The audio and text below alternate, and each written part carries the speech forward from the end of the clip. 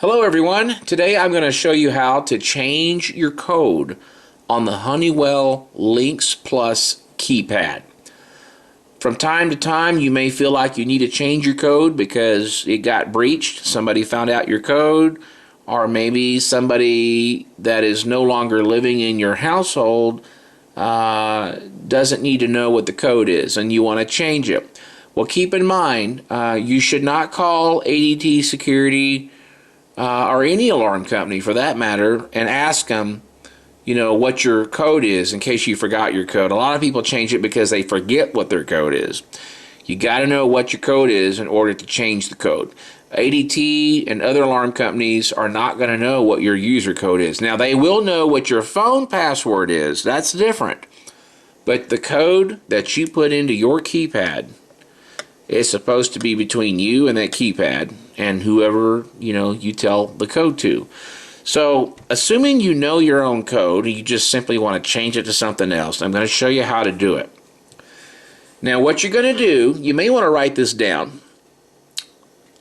Let's pretend that our code is 1, 2, 3, 4 and we're going to change it to 6, 7, 8, 9. Okay? So what you're going to do is you're going to type in your original code. In this case, we'll say 1, 2, 3, 4. And then you're going to punch in 8, 0, 2.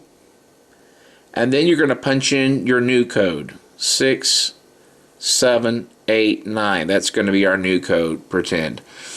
Okay, so you may want to write this down. Your present code, 802, and then your new code. Now, when you enter this into the keypad, when you enter your new code, you're going to have to do that 2 times. So we'll be doing it like this.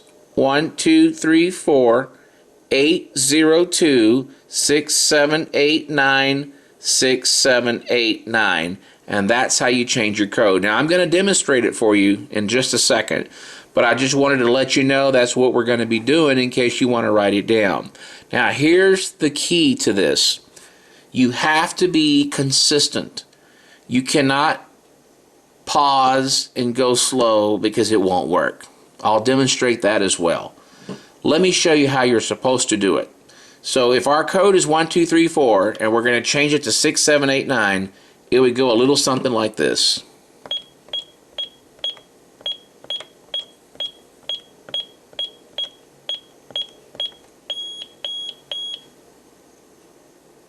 Okay, you hear it beep 3 times? That means we did it right. Okay, just to make sure that you did it right, you can always turn the, see where it says chime? You can turn the chime off. Put the code that you just changed it to, enter that code, and then press 9, which is the chime button. Okay, 6, 7, 8, 9, 9. Yep, that confirms that it took the new code. Now, here's where people go wrong. They type in their code 1, 2, 3, 4, 802, and then the new code 2 times. They get that, but this is where they go wrong. They do something like this.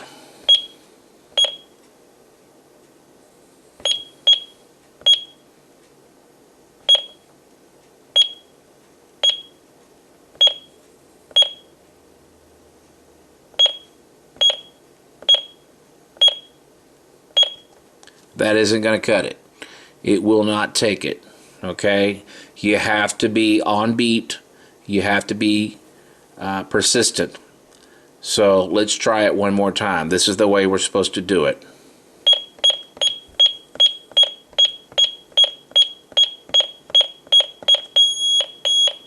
There you go. So old code, 802, new code, 2 times. And that's how you change your code. If that doesn't work, then that means your installer programmed it some funky way and you need to call your dealer, your installer, or your alarm company's technical support, and they can try to help you. Now, they're not going to know what your original code is. In most cases, they won't. But they can probably walk you through it. But that's how it is done most of the time. Thank you for watching.